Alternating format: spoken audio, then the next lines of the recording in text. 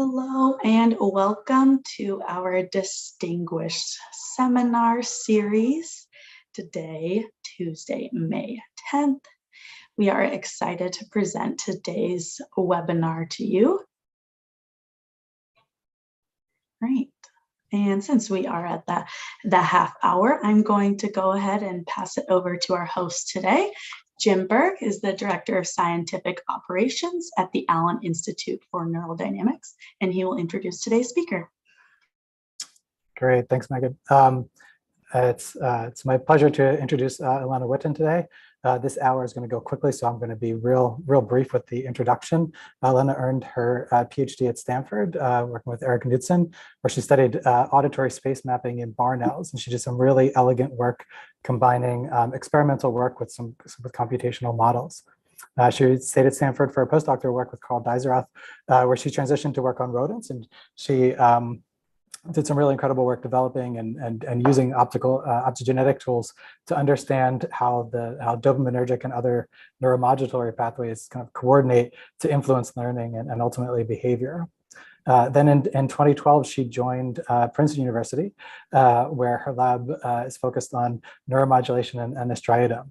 And her lab, she really shot out of the gate with her own independent work, with really several kind of key studies that do just an incredible job dissecting the role of different parts of the striatum in learning and decision making. And so I'm going to leave it there, and I'm excited to hear about that work. Welcome, Ilana. Thank you so much for the intro and for the invitation to get to share my work with you all today.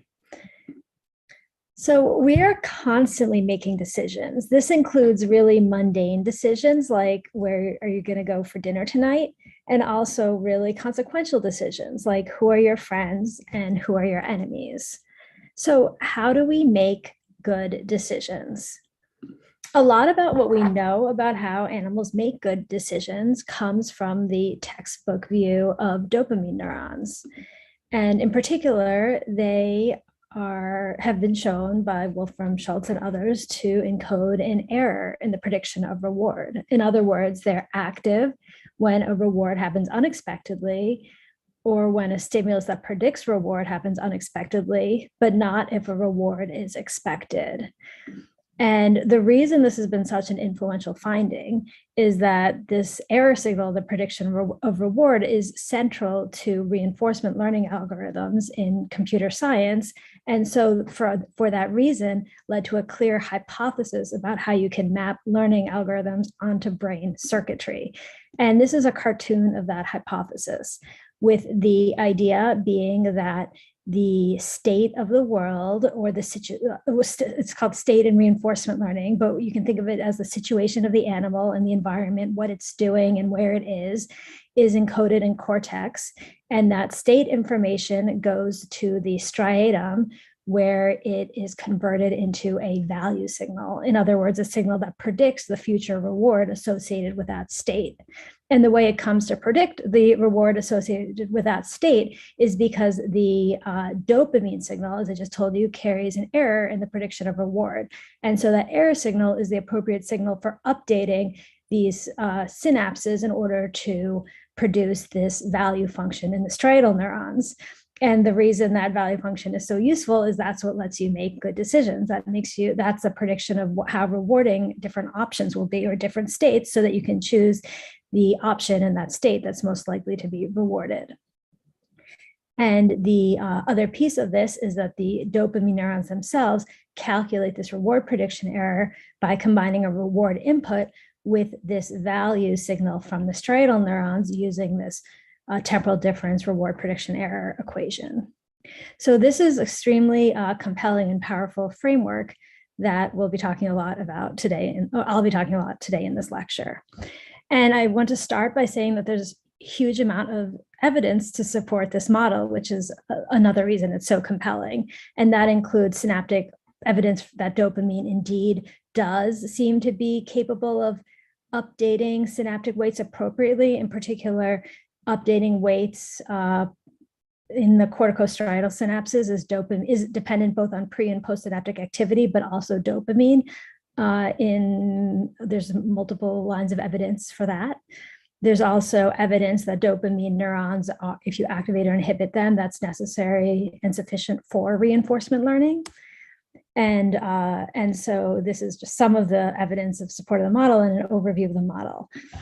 At the same time, there's been various lines of evidence that put the model under some different forms of pressure. And what I want to tell you about right now is findings from us and also other labs about unexpected heterogeneity in the dopamine system, which is, at least on first glance, quite hard to reconcile with this model. And here are some examples of things that our lab has found. For example, if you look at dopamine signals across, I should say, looking at different dopamine projections. So again, these dopamine neurons project to the striatum, and consider the dopamine projections to dorsal striatum versus ventral striatum. There are some clear differences. For example, dorsal striatal signals are related to the movement, whereas ventral striatum is not. We've also looked across individual neurons, and we find that there's a huge amount of diversity in the representations at the single neuron level.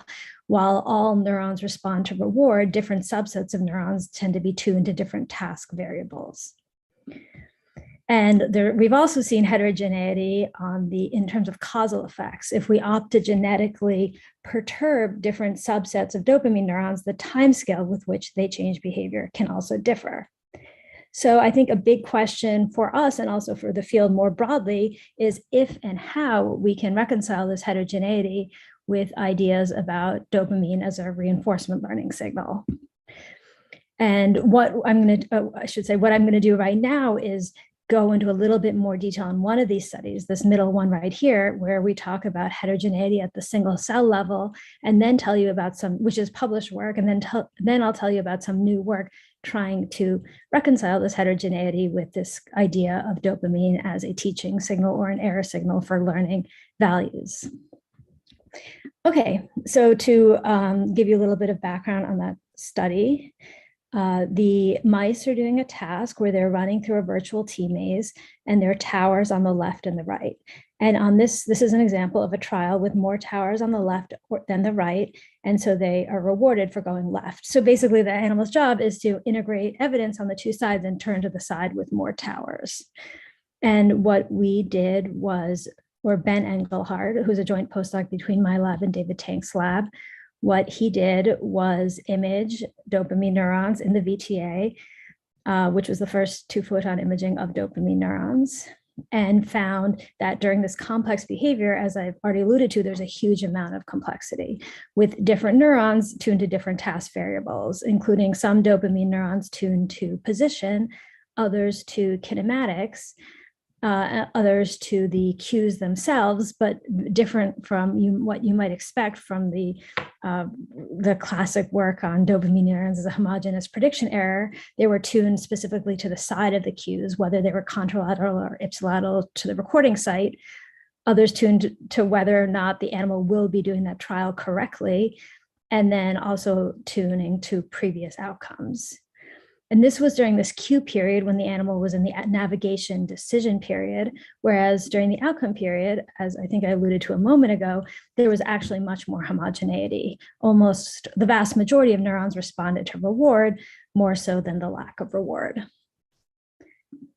So this is a summary of those results where this is clustering of the relative contribution of each of these behavioral variables to the neural activity, where each row is a neuron and each column is a behavioral variable.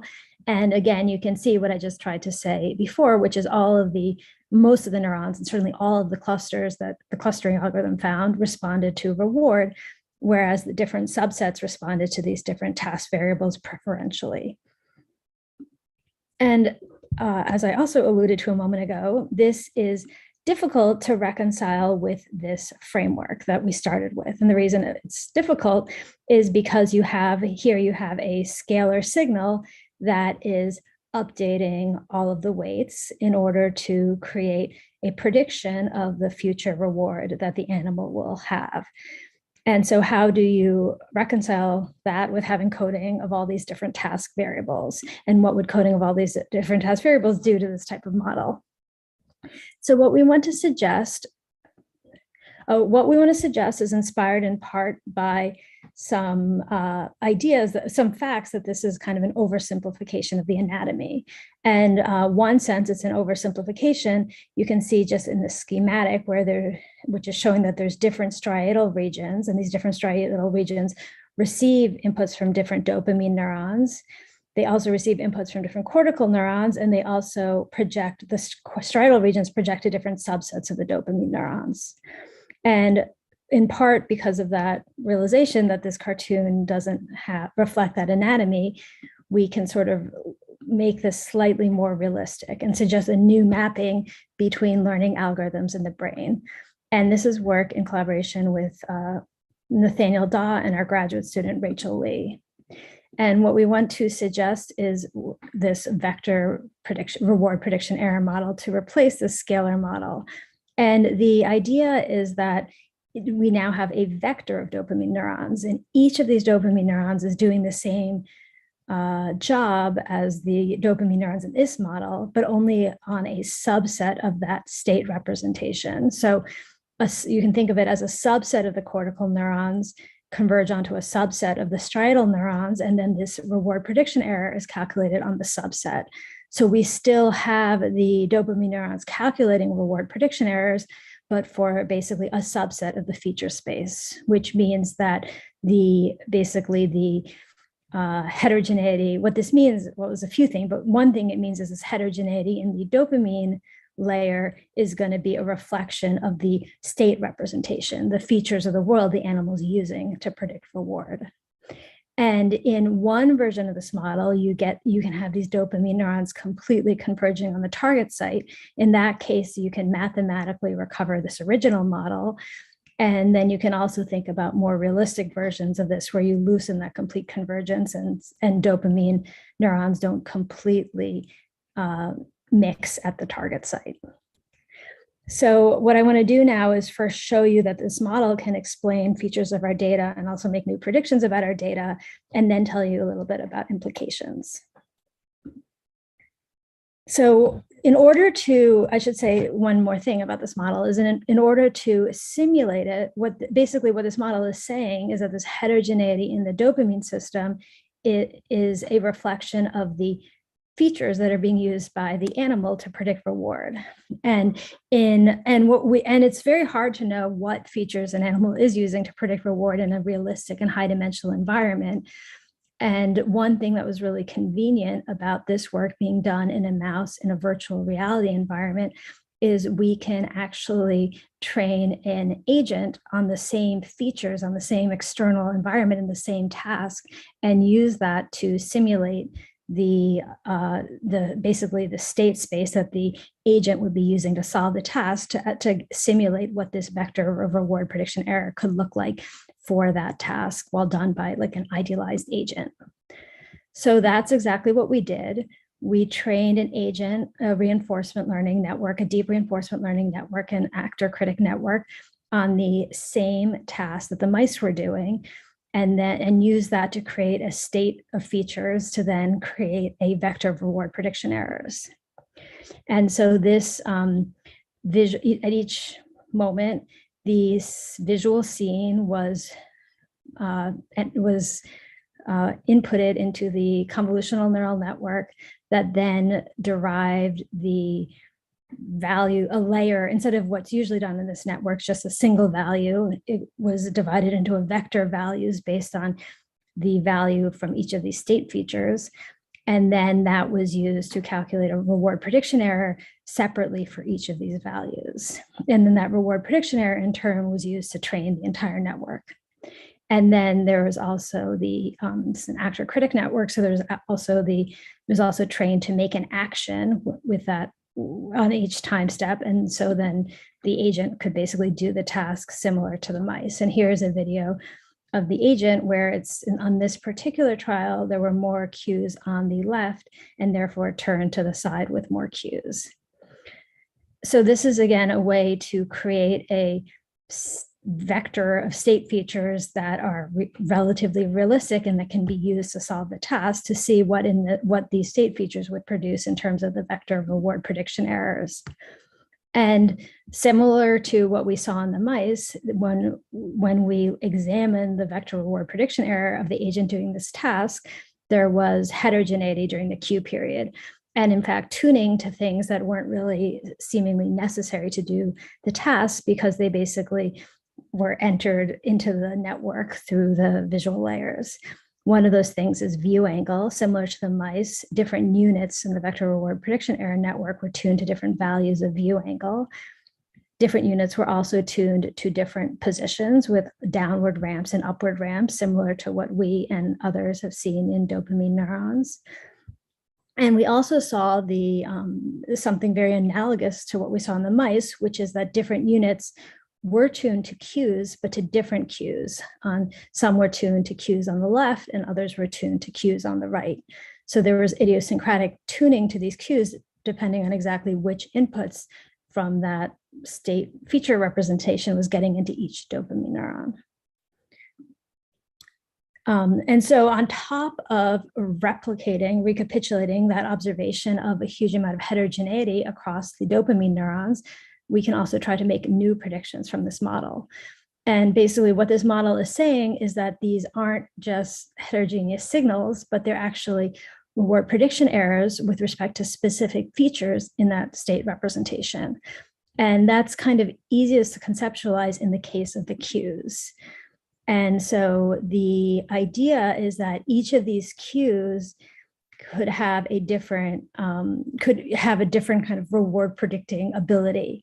You could think of a cue that is on the same side as the cues so far as confirming that you're likely to get reward. So to try to be more concrete, after you got this cue, now that you get the second cue, which I've labeled purple because it's confirmatory, because it's on the same side, that's confirmatory. That means you're like even more, there's now more cues on the right than the left than there had been before. That's increased your chance of reward. So that's what you'd expect if the cue responses are not just like a sensory response in the environment, but actually a prediction error with respect to the cue feature.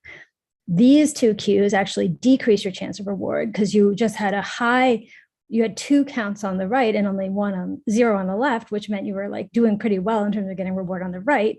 Now this comes around and now your count is 1, 2, and now it's 0, 0. So now it's 50-50. At this point, it's 50-50 whether you'll get reward. And that's because basically those cues like disconfirm your best guess so far and makes you unsure whether you'll be able to get a reward.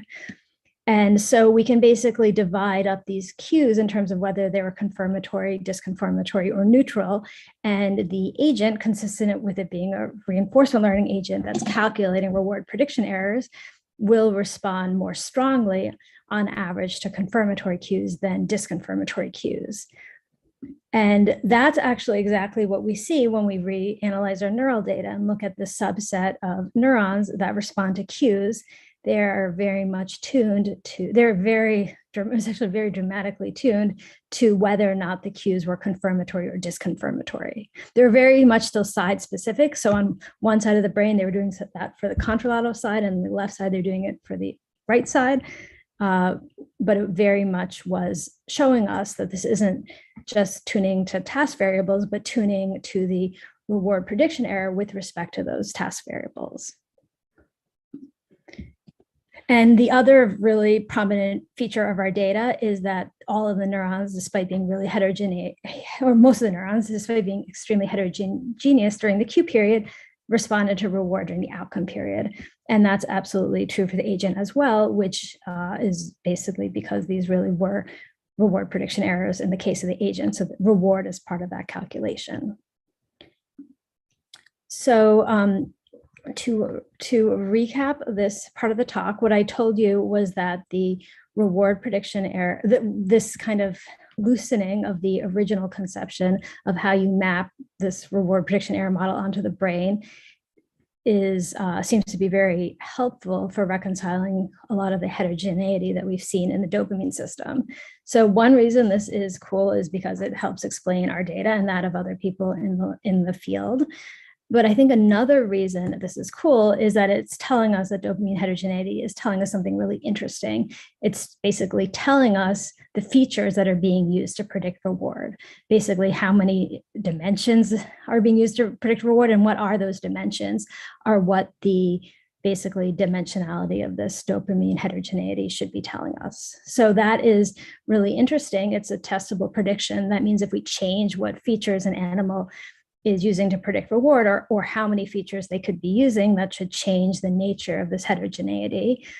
And it also tells us something interesting about what we might predict across individuals, which is that different individuals could be using different features of the world to predict reward. And if so, that should be reflected in their dopamine system, where a source of heterogeneity shouldn't just be like